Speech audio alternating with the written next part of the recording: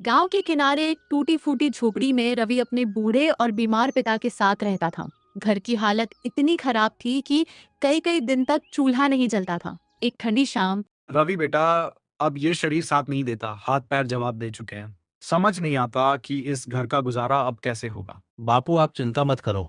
जब तक मैं जिंदा हूं आपको किसी चीज की कमी नहीं होने दूंगा, चाहे मुझे कितनी भी मेहनत क्यों ना करनी पड़े।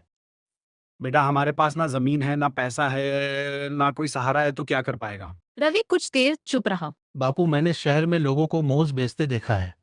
लोग लाइन लगाकर खाते हैं। अगर मैं भी मोमोज का ठेला लगाऊं तो शायद हमारी किस्मत बदल जाए। लेकिन बेटा, ठेला लगाने के लिए पैसे कहाँ से आएंगे।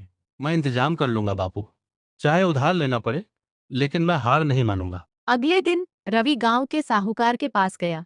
जी मुझे कुछ पैसे चाहिए। मैं अपना छोटा सा काम शुरू करना चाहता हूँ। अरे वो लड़के, तुझसे कौन सा बड़ा काम हो जाएगा। मेरे पैसे डूब जाएंगे। एक मौका दे दीजिए, मैं मेहनत करके हर पैसा लौटा दूंगा। साहूकार कुछ देर सोचता रहा। ठीक है, पैसे दे देता हूँ, लेकिन 1 महीने में पैसे वापस नहीं किए तो तेरी झोपड़ी मेरी हो जाएगी। रवि ने बिना डरे पैसे ले लिए। कुछ ही दिनों में उसने अपना छोटा सा मोमोज का ठेला तैयार कर लिया। पहला दिन रवि पूरे जोश के साथ ठेला लगाकर खड़ा था। गरम गरम भाप उठ रही थी। मोमोज तैयार थे, लेकिन घंटों तक कोई ग्राहक नहीं आया। क्या मैंने गलत फैसला कर लिया? क्या कोई मेरे मोमोज नहीं खरीदेगा? तभी एक छोटा बच्चा वहां आया। भैया, ये मोमोज कितने के हैं? बस 10 रुपए के हैं। मेरे पास तो 5 रुपए ही है। क्या मुझे मिल जाएंगे? ले जा भाई, पैसे की चिंता मत कर। बच्चा खुशी खुशी मोमोज खाकर चला गया। कुछ देर बाद वही बच्चा अपने दोस्तों को लेकर आया। धीरे धीरे लोग आने लगे। शाम तक रवि का पूरा ठेला खाली हो गया। आज पहली कमाई हुई है, लगता है किस्मत बदलने वाली है। लेकिन पास ही अपना मोमोज का ठेला लगाने वाला शंभू यह सब देख रहा था। शंभू बहुत गुस्सैल और घमंडी आदमी था। ये नया लड़का मेरे इलाके में ठेला लगाता है और लोग इसके पास जा रहे हैं। मैं इसका धंधा खत्म करके रहूंगा। अगले दिन सुबह रवि फिर से अपने ठेले पर काम कर रहा था। भाप उठ रही थी। लोग धीरे धीरे आने लगे थे। तभी अचानक शंभू गुस्से में वहां पहुंच गया। ओए लड़के, तुझे समझ नहीं आता क्या? मैंने तुझे साफ साफ मना किया था कि इस जगह पे ठेला मत लगाना। फिर भी तू यहाँ खड़ा है। क्या तुझे अपनी जान की कोई परवाह नहीं है? भैया मैं किसी का हक नहीं छीन रहा, मैं तो बस अपनी मेहनत से 2 वक्त की रोटी कमाना चाहता हूँ। अगर मैं यहाँ नहीं लगाऊंगा तो फिर कहाँ जाऊंगा? मेरे पास कोई और सहारा नहीं है। बहुत बातें करने लगा तू। लगता है तुझे डर नहीं लगता। आज तुझे ऐसा सब कब सिखाऊंगा कि जिंदगी भर याद रखेगा। शंभू जोर से ठेले को धक्का देता है। मोमोज नीचे गिर जाते हैं। भाप खत्म हो जाती है। भैया प्लीज ऐसा मत करो, ये मेरा सब कुछ है। मैंने बहुत मुश्किल से ये ठेला लगाया है। अगर यह भी टूट गया तो मैं बर्बाद हो जाऊंगा। मेरे घर में खाने तक के पैसे नहीं बचेंगे। मुझे तेरी गरीबी से कोई फर्क नहीं पड़ता। मुझे सिर्फ अपना धंधा बचाना है, और अगर तू यहाँ रहा तो मेरा नुकसान होगा। इसलिए तू यहाँ से अभी के अभी चला जा। शंभू वहां से चला जाता है। रवि वहीं खड़ा रह जाता है। उसकी आंखों से आंसू गिरते रहते हैं। तभी एक बुजुर्ग आदमी उसके पास आता है। बेटा, जिंदगी में ऐसे लोग बहुत मिलेंगे जो तुझे गिराने की कोशिश करेंगे, लेकिन अगर तू हर बार टूट गया तो कभी खड़ा नहीं हो पाएगा। लेकिन बाबा मैं क्या करूं? वो रोज ऐसा करेगा, मैं अकेला कैसे लड़ूं? तू अकेला नहीं है बेटा। तेरी सच्चाई तेरे साथ है, और याद रख, सच्चाई को कोई ज्यादा दिन दबा नहीं सकता। शाम को रवि घर पहुंचता है। क्या हुआ बेटा, आज तेरे चेहरे पर खुशी क्यों नहीं है। क्या ठेले पर कुछ हुआ है। बापू आज एक आदमी आया था, उसने मेरा ठेला गिरा दिया। वो मुझे वहां काम नहीं करने दे रहा, कहता है कि वह जगह उसकी है। बेटा, ये दुनिया आसान नहीं है। यहाँ हर कदम पर मुश्किलें मिलती है, लेकिन अगर तू डर गया तो सब कुछ खत्म हो जाएगा। लेकिन बापू मैं बहुत थक गया हूँ, लगता है किस्मत हमेशा मेरे खिलाफ ही रहती है। नहीं बेटा, किस्मत नहीं, ये तेरी परीक्षा है। अगर तू आज हार गया तो जिंदगी भर हारता रहेगा, लेकिन अगर तू खड़ा रहा तो एक दिन यही लोग तेरे सामने झुकेंगे। अगली सुबह रवि जल्दी उठता है। चेहरे पर थकान होती है, लेकिन आंखों में हार नहीं। वो अपने टूटे हुए ठेले को देखता है।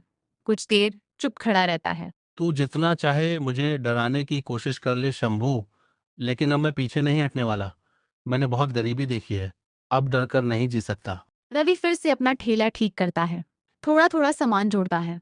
कुछ देर बाद वह फिर से उसी जगह ठेला लगा देता है। धीरे धीरे लोग आने लगते हैं, लेकिन इस बार रवि के चेहरे पर डर नहीं बल्कि आत्मविश्वास साफ दिखता है। तभी शंभू फिर से आता है। इस बार उसका गुस्सा और ज्यादा खतरनाक होता है। ओए लगता है तुझे मेरी बात समझ नहीं आती। मैंने तुझे आखिरी बार समझाया था, लेकिन तू फिर से यहाँ खड़ा है।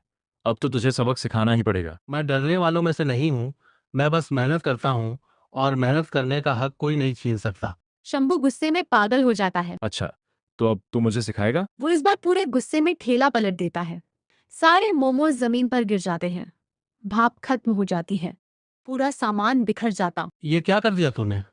ये मेरी मेहनत थी, मेरे बापू की दवा का सहारा था। तूने सब खत्म कर दिया। इस बार गांव वाले यह सब देख रहे होते हैं। पहले की तरह चुप नहीं रहते। तभी वही छोटा बच्चा आगे आता है। तुम बहुत गलत कर रहे हो। रवि भैया ने कभी किसी का बुरा नहीं किया, फिर तुम इनके साथ ऐसा क्यों कर रहे हो? एक एक करके गांव वाले आगे आने लगते हैं। शंभू अब बहुत हो गया। हम तो इतने दिनों से देख रहे हैं। तो इस लड़के को बेवजह परेशान कर रहा है। अगर आज के बाद तूने इसे हाथ भी लगाया तो हम सब तेरे खिलाफ खड़े हो जाएंगे।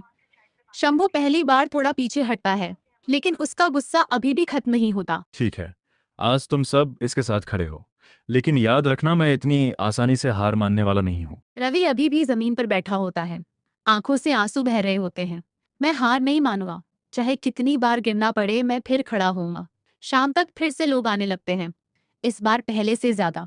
रवि फिर से काम शुरू करता है। उसके हाथ तेजी से चल रहे होते हैं। चेहरे पर दर्द भी है लेकिन हिम्मत ज्यादा है। लेकिन रात होते ही शंभू दूर खड़ा सब देख रहा होता है। उसकी आंखों में अब गुस्से के साथ खतरनाक साजिश दिख रही होती है। अब दिन में नहीं, आज रात में ऐसा वार करूंगा कि ये जिंदगी भर याद रखेगा। रात का समय था। चारों तरफ सन्नाटा। रवि दिन भर की थकान के बाद अपने घर के बाहर बैठा था। उसके हाथों में छाले थे, आंखों में दर्द, लेकिन दिल में अभी भी उम्मीद थी। तभी अचानक गांव का वही छोटा बच्चा दौड़ता हुआ आता है। रवि भैया जल्दी चलो, कोई तुम्हारे ठेले के पास घूम रहा है। मुझे लगता है वो उसे नुकसान पहुंचाने वाला है। रवि एकदम खड़ा हो जाता है। क्या फिर से वही शंभू होगा? चल अभी चलते हैं। रवि वहां पर पहुंचता है और देखता है कि शंभू कुछ मिला रहा है उसमें। रवि देखता है कि शंभू में जहर मिला रहा होता है। तभी रवि उसको मारने लगता है और फिर गांव वाले भी आने लगते हैं और फिर गांव वाले भी मारते हैं और फिर शंभू माफी मांगने लगता है और सबसे फिर माफ कर देते हैं। अगर कहानी अच्छी लगी हो तो लाइक करे, सब्सक्राइब करे।